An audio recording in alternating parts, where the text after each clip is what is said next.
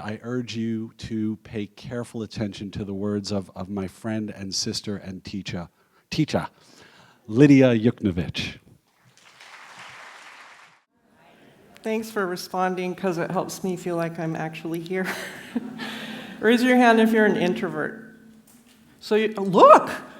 How did that happen? That's a lot. So you know what I mean. Sometimes you need somebody to say something back to you so you can feel like you're physically present. So I'm really happy to be here for 10,000 reasons, but one of them is the cause. The second, arts started dwindling in education. Bad things started appearing culturally. So please, for the love of oceans, care about what we're doing to our children in this country.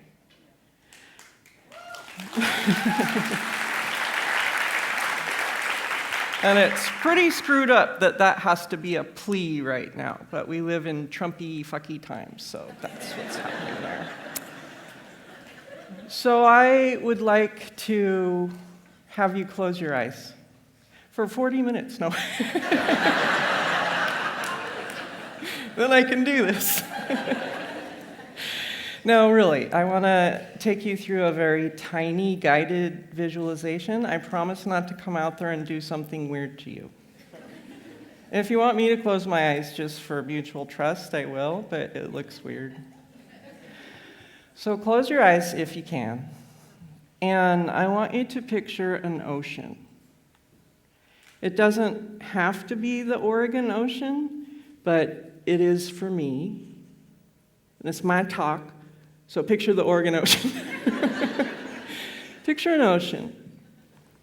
And you're looking out at the ocean, that sort of great azure color, and you see the beginning of a swell, kind of far out, and it's rising a little, and you know what's coming, right? Because you know what this swell means. So you watch the swell, and the swell gets bigger and bigger, until it has shape that's different than the flatness of the rest of the ocean. And at the top of the swell, you start to see, that white, little, elongated, lacy thing that's the beginning of a wave, right? And then the white, lacy thing gets bigger, and the wave gets bigger, and the white, lacy thing kind of gets fierce and more like a roar, and the wave is cresting. And you know what happens next because you've seen a wave. And the wave comes tumbling forward and over, and the white lacy thing is just gigantic and sound in your ears and even something in your mouth, but your whole body can feel a wave if you're paying attention. And then all that energy crashes into the ocean before it, and the white lacy stuff kind of comes toward you there on the beach, right? And it's dissipating and getting smaller and flatter again, and you're barefoot and you're standing at the shore, and then the white lacy stuff is flat as the sand, and it comes to your feet, and it hits your toes, and you're like, dang, that's cold, because you're in Oregon. And that is a wave, right? You can open your eyes. Thank you. But you can picture it, right? I'm finished. That's my writing process. I know this won't work for everyone, but I'm positive for somebody in the room, this resonates. I'm not a person who writes or draws or paints. Those are my three things. But mostly writing. I don't write every day. I know, it's terrible. I don't do the morning pages, is that what they're called? I'm not disciplined. I have been disciplined. Quite seriously. I can't stick to a routine that's consistent daily, although I completely admire and respect that process. So raise your hand if that process is you. You actually do respond to a daily or more systemized routine, because I know it works. And I felt failure in the face of that because I'm not good at that for a long time. Until the day I figured out there's not a single mammal in the room who does it like any other mammal in the room. Even if you're one of the disciplined people, I saw some of you raising your hands, you're doing it differently than the other disciplined person. And once I started thinking about that, I understood that process comes from self-creation. And so the day I realized my process could be anything I wanted it to be, meaning you could go 3 months without writing jack. Or you could go 1 week and then write for 9 weeks straight. Or you could go into a weird kind of trance and write for 8 hours without stopping. And then write for 10 minutes every 7th day right after that. That might be a process. And so then I think, well, either I'm insane, which is always a possibility, daily, or that's a process. So then I tried to conjure, well, what would help me embrace that as a process? And everything about me has to do with water, I now know, and I'll tell you why in a second. But when I thought about waves, you wait for them. They come, they rise, they're spectacular, they come all the way to you, and then they leave. Right? They leave. They go back out and reconstitute as ocean. But they come back. They will. And they come back at intervals. And when I decided that my creative process acted like a wave, I stopped having deadly anxiety attacks and failure feelings when I wasn't doing the thing. Because that just meant the wave was receding. And do we have any, people who know exactly how waves work? Raise your hand if you have wave knowledge. That's fewer of you. So we look at waves and we think it's all about the top of the water. Waves have very little that guy knows, ask him. Waves have very little to do with the top of the water. You're looking at the effect. When you look at, too? Okay, so waveness is kinetic energy underneath it.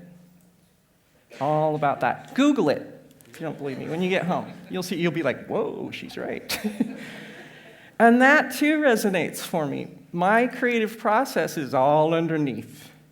It may look like it's this, but I'll walk around with the ideas for weeks and months, sometimes years, and it's the kinetic energy underneath, and my wave hasn't come yet. And so if there's anyone else in the room who frets because they do it that way, I'm your mascot. Sorry. I'm not the greatest mascot because I screw up a lot, but I'm so for you and I have your back and it's real. The way you do it is real and it's just as legitimate as the more legitimized in the world, routinized people, disciplined people. In fact, it is a form of discipline to know how to wait, to know how to let it rise in you, to know not to panic that it hasn't come yet, to know what's going to come back when it leaves. That's a discipline. That's a practice. So, is anyone in the room, does that resonate with anyone besides me? I love you, fellow chaos fluid people. Thank you, because I also need to feel not alone. And that helps to see your hands. I want to talk to you a little bit about a book Sean mentioned, because yes, I've learned things from mentors, and yes, I've learned things from classes and institutions, but I've also messed up inside every institution I've ever entered, so that's a problem.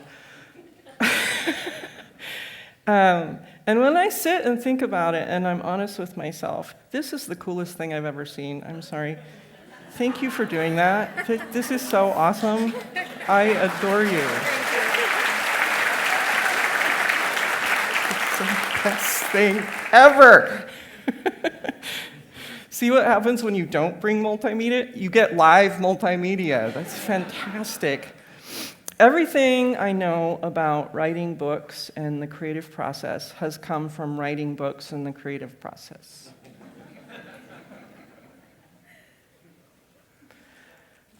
So the book Sean talked about destroyed me. It's called The Chronology of Water. It started off as a short story when I was 25. And it was a weird short story. And I had infiltrated a creative writing class with Diana Abu-Jaber. Some of you have heard of her. She's amazing.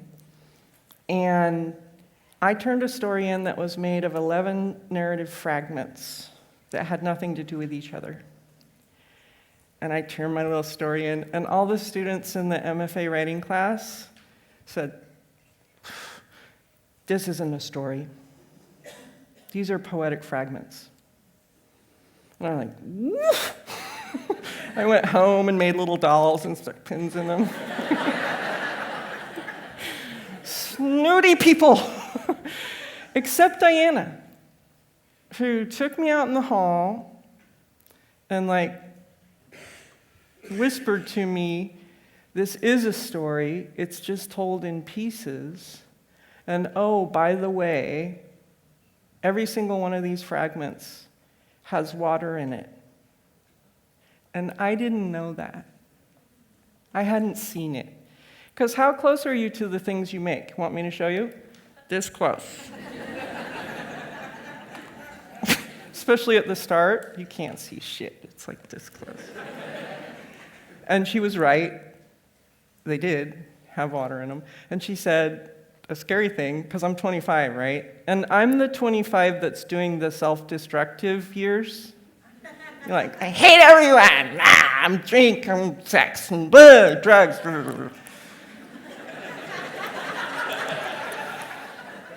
Skinnier, scarier, less boobs. And she goes, I think it might be a book. To which I responded, nah, fuck you. That scared me. I didn't know what that meant. I'm 25, I'm busy wrecking my life. I'm about to have my second divorce pretty soon, so I was busy.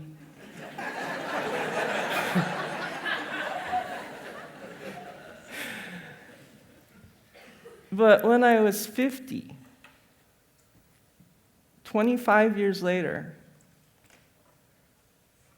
that book did come out of me.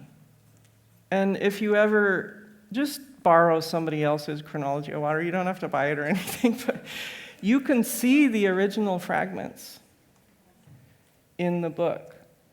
But I was waiting for my wave, and it hadn't come yet. And I didn't know what it was. I literally didn't know what it was until the day I did. I wrote it around 40, but the reason I'm saying 50 is that now I can see it. Even I can read this book, and I can see it. And there's a little distance. And what I see is I knew exactly what I was doing when I made the weird fragments on the page, and everybody told me it was nothing. Which I actually want to get a tattoo. And actually, I think all the women in the room should also get this tattoo. We could just go en masse. Right here. So nobody misses it.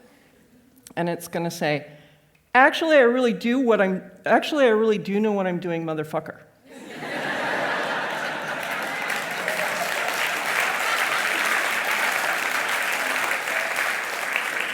We could save years of debate and Facebook. That whole argumentation on Facebook would go away because we'd all just be walking around with the truth. Which is a joke. I made a joke, but it's true. I did know what I was doing because it came from the inside. I was inventing something. Too bad I was busy at the time, or I'd be farther along by now. But I was inventing something. And then this wave business, it grew, it built. The energy became something. The energy became I'm a writer. I just didn't know it at the time. I'm skipping all the ways I messed my life up in between, by the way, but you can read about it in Chronology of Water. So I've written some books since then. For example, after I wrote Chronology of Water, as I mentioned, it destroyed me. Anyone going into writing a self-story or a memoir, I consider Chronology of Water to be an anti-memoir because I broke every memoir rule there ever was. So I think of it as an agitation in relation to memoir. But anybody who goes into writing nonfiction or self-story, watch the bottle, get extra meds, have a support system. It really undid me. My whole past came rushing up and through me and out my nose, and snot and vomit and poop, and just like all this writing that frightened me and was weird, and I didn't know what to do with it. I was like, run away. I didn't sleep right. Like I said, I drank too much that year. I had to have medication just to be in the world.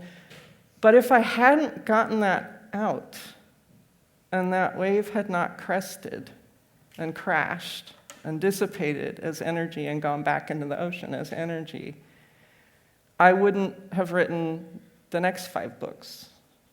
I know for a fact I couldn't have. I know that's what it took to loosen what would become my creative process and material. Raise your hand if that resonates for anyone. Please help me. Yay! Hands are really good. Just remember that. We have a bad-handed person happening right now, but hands are good. They hold things.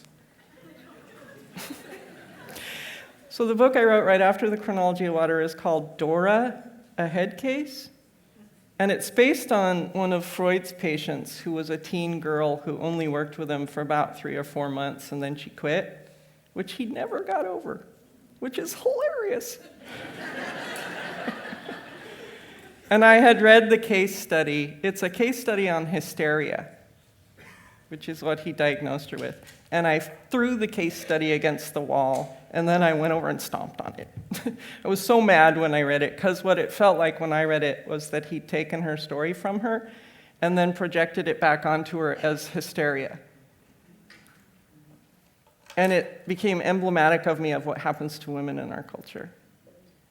And LGBT people, and people of color, and poor people, and people with mental differences. A story gets projected onto them that isn't. Here's another tattoo. You ready? If you don't like the first one. I am not the story you made of me. Yeah? With or without the motherfucker. Depends on how mad you are.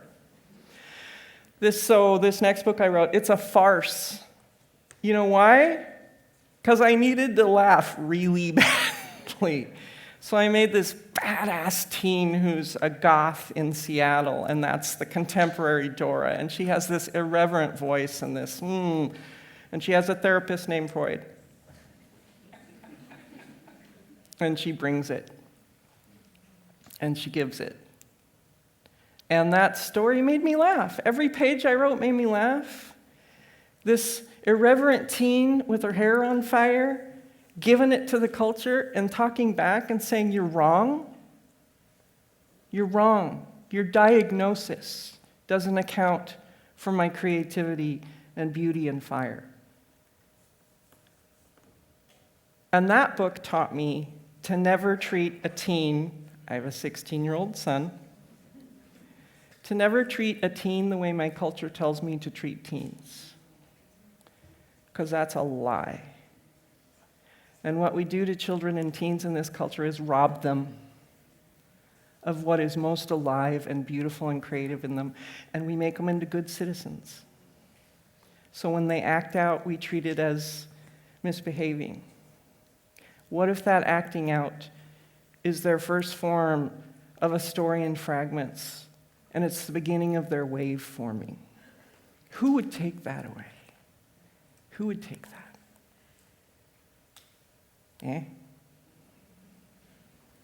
So next teen you see like in the street, or if there's some here, just go up and thank them.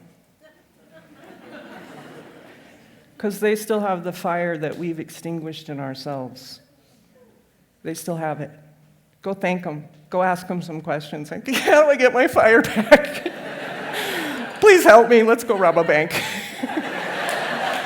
Whatever it is. Just, I'm in. So my dealio is I'd much rather talk with you than at you, if it's okay with you. So we're starting the Q&A really early. Okay? So your job is to have a conversation with me. And if you don't start asking me questions, I've threatened to ask you questions, like point you out and ask you a question. So I'll nonchalantly step over here and sip some water while you think of a question. I have a comment, Lydia. Hello, test, 1, 2. Lydia.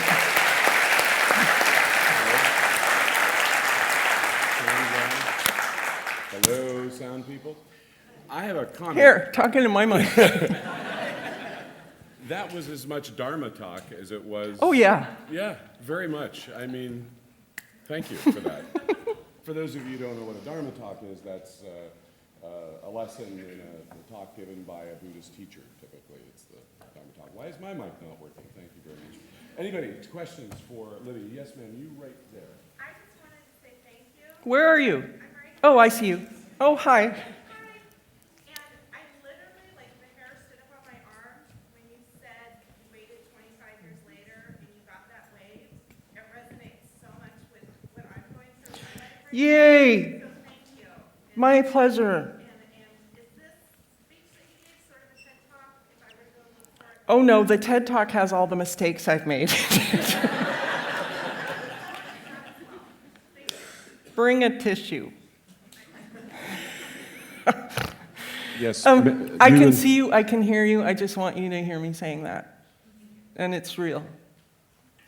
And ma'am, you in the red polka dots. Who do you read or watch or listen to? All of it. Who do you read or listen or watch? I'm like slutty.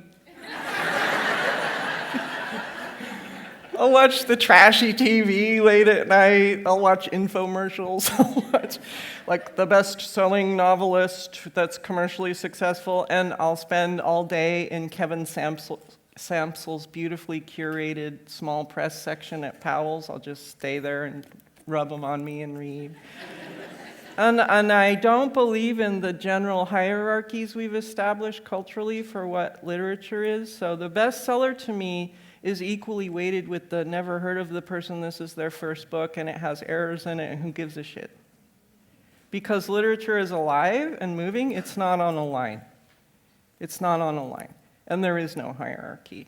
That other thing where some books get all the money or attention or readership is economy.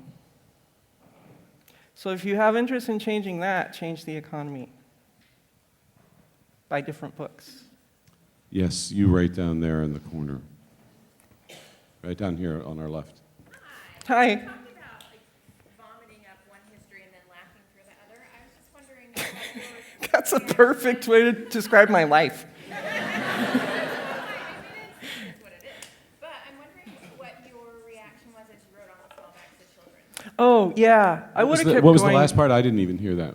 What her reaction was as she wrote on the small backs of children. What was the reaction of small back? So I wrote this other novel. I was going to talk about some other novels, but I was boring myself, so I stopped. I wrote a novel called The Small Backs of Children, and it's about a girl who lives in a war zone in Eastern Europe where all the crappy things you can imagine right this second, can you imagine them? Are happening. All of them. Like the worst. Only she's not dead yet. And she survives the war zone, I'm cutting most of the story, by becoming an artist. She saves herself by finding forms of expression rather than destruction. And in some ways, they make great companion books, The Chronology of Water and Smallbacks, because they're kind of the same story. At the heart of The Chronology of Water is the death of my daughter, and at the heart of The Small Backs of Children is a girl who lived. And in everything I wrote after the chronology, I know I'm choked up too. And everything I wrote after the Chronology of Water, there's a girl who lives. And it was part of the wave. It's like, oh! Death is also generative. What does that mean? And it changed my life. Like now, all the hairs on my legs are going up, which is really weird. I don't know what that is, but they just went bing. What if the things we treat as endings or wounds or the worst possible thing, which they are also generative? And if so, what are they generative of? And for me, the rest of my writing life, that's what they're generative of. And so my daughter's with me forever.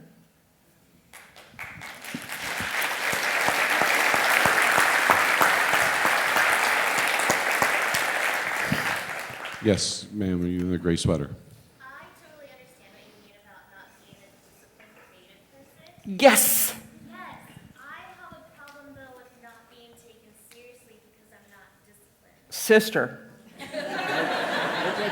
What did you put on your forehead? Similar, there's a I similar really saying. do know what I'm doing, motherfucker. Helps. Let's go. Just get it right now. I have a magic marker if you want to. Sharpies, of course. Like in your peer group or in like teacher people or? Kind of, I guess in my peer group. So I just wanted to know kind of what you do to get over that feeling of not being taken seriously because you're not super, you're whatever. I've never fit into any group in my entire life, and I never had a peer group. I ate my lunch by myself in the hallway against the lockers. So this peer group, what is this you speak of? I don't know what it is. I mean, I relate, though, to being told you're doing it wrong. Like my little MFA class story. They're like, what's this? It's poetry. Go away, poetry lady. My whole life. In fact, I still get that, which is interesting.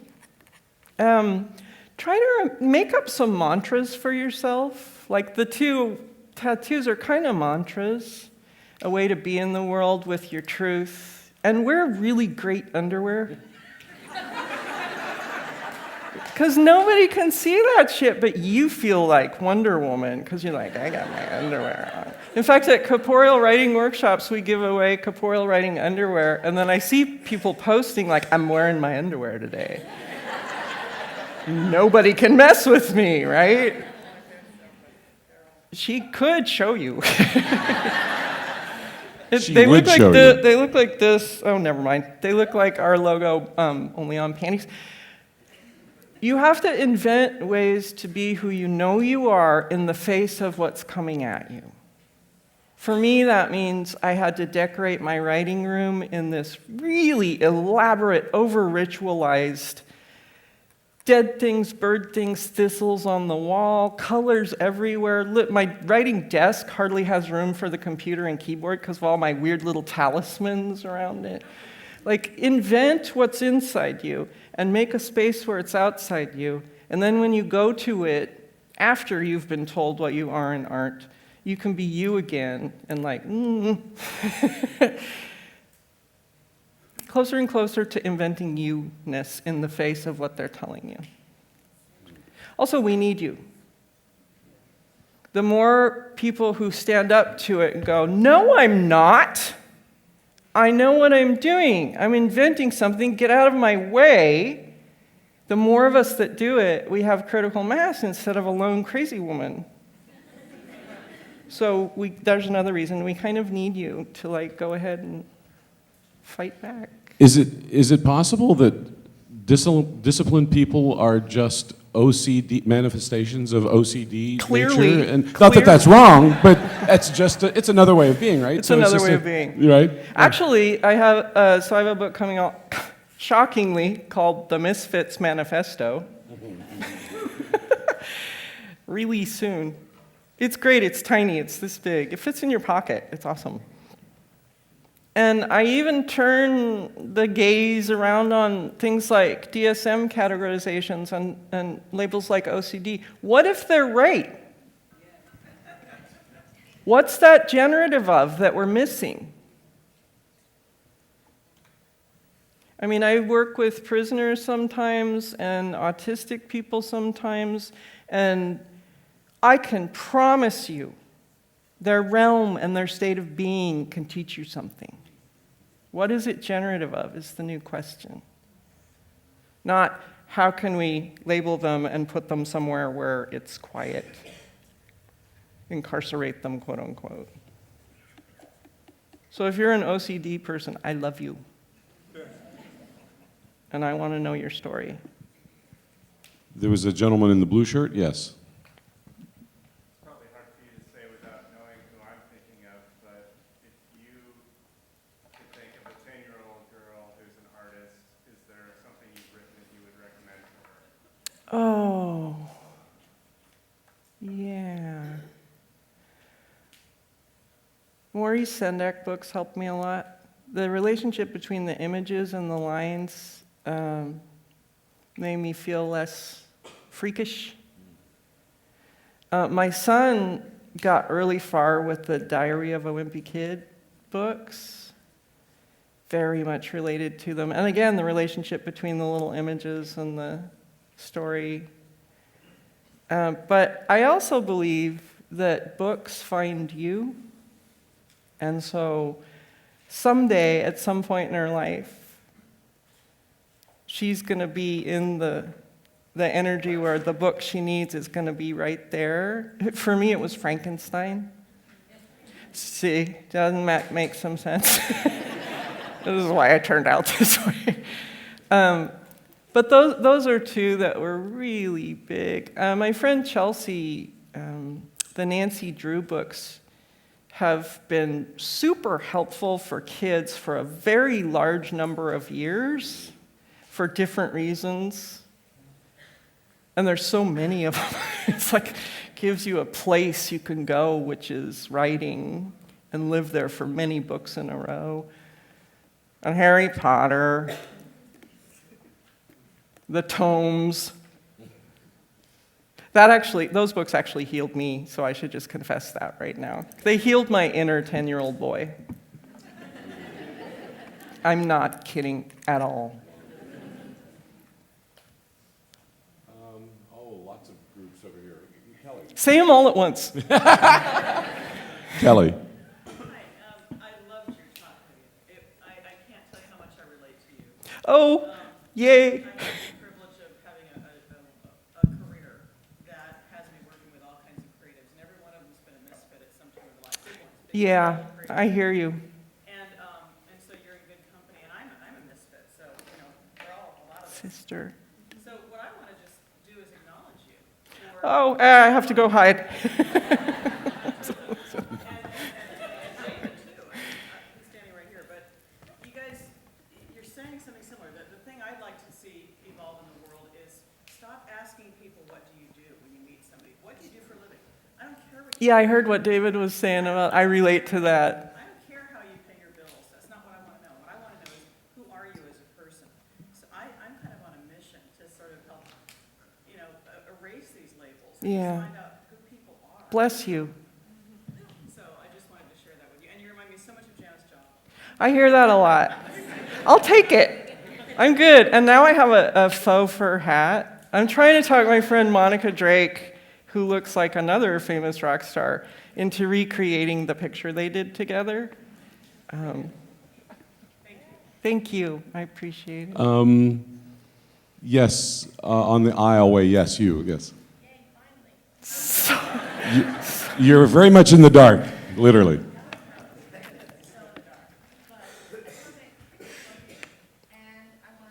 Let's get married.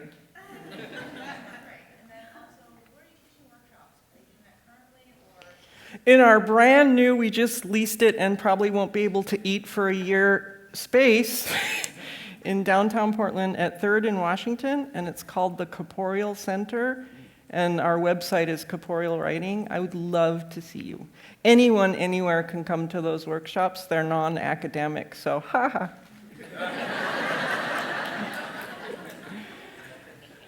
Yeah, no problem. And then, yes, ma'am, you in this black and white stripe. So, I'm just curious, do you unschool your son? Oh, you're onto us. The question was, do you unschool your son? Well, so I'm looking at my husband. He's like, don't tell them. So he goes to an arts school, so there's that. He has a little bit of stretch there. But I would say our dinner conversations are soft Khmer Rouge re-education. Is that? Which is a line I got from the Mingo. But you pretend you're eating dinner. And then you go, so Miles, what do you think about blah, blah, blah? And what's beautiful about it is now he does it back, and it's just beautiful to watch, and you go to argue with him, and you're like, you're right. Where'd you learn that? That's really intelligent. But a little bit, I mean, I was so repressed and pushed down by more than one kind of institution in my life that I'm suspicious of them, even as I worked in one for 30 years and tried to help other hard cases. I figured I should go and try and help the ones who were having a hard time like I did. And that suspicion I carry is playing out in what education is becoming in our country. We are at the cusp where we need to take our country back for all the reasons. But more than uneducate him or de-educate him, we try to support his weirdness, which is the other side of that question. Like that weird thing you just said and the thought you just said and that whatever that is that you just drew, it rocks. And that's kind of the other end of it. Over here. Yes, sir. You right in the middle with a hat. Is Oh, that a lady? hey. I'm sorry. I did. Yes, ma'am. That's okay, that works too. First, I want to say thank you as a Brown creative in Portland, Oregon. Thank you. In my 40s, you have identified something so deep and past surreal that I can't even say that I feel it in my toes. And so, as a woman, as an artist, and touching something that's so beautiful, it's hard to identify. Yeah, When you were the only chocolate drop in a white sea, thank you. I hear you.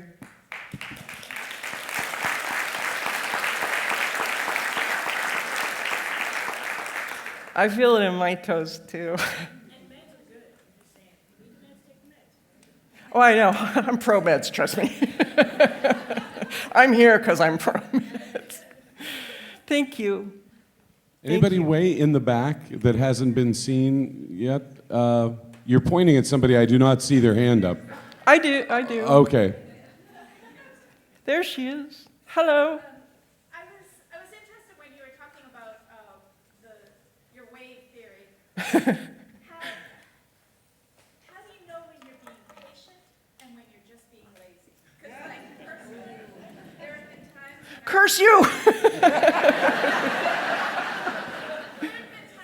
been waiting for the wave, and there have been times when I've just been scared or putting it off or just did not want to do the work. I totally hear you. Those are several different categories. Yes.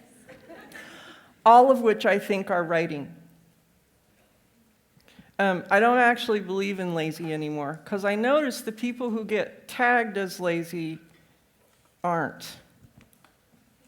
Like homeless people get tagged, projected onto them laziness. And that's the hardest life there is, besides refugee. So what the hell are we calling lazy? So there's that piece. But I also think fear, laziness, idleness, daydreaming, naps. Let's hear it for naps.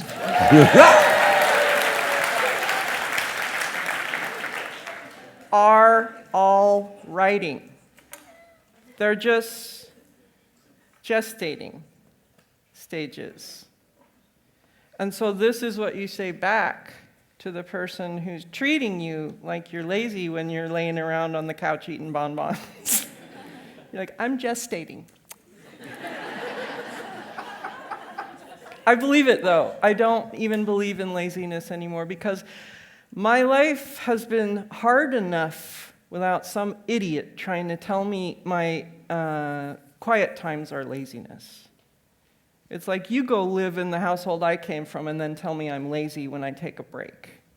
So I think that's just a story, and I'm not the story you made of me, the tattoo woman. We just got to get the tattoo, and then we don't have to say anything. You just stand there. Lydia, creative pursuits at their best are the sum total of everything that you are anyway, right? Yeah. So that includes all those modes. That's right. You know, All that's those modes are who we are and Yeah. how we create, so why would you want to get rid of some of them?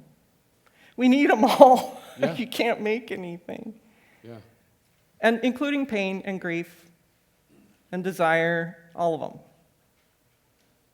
And with that, we have run out of time, unfortunately, for Lydia's Dharma talk. Thank you very much, Lidia Yuknavitch.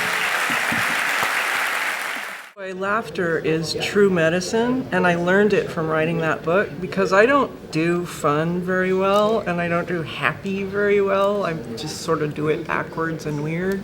And when I was writing this teen girl character who's completely irreverent and trying to fight culture, she had great one-liners and jokes and just the fire of I don't care because you're adults, the adult world is trying to shut me up. And something about writing that character brought the teen Dora out in me, and I've heard other people say when they read it, they're like, they have a Dora too in them. Dudes too.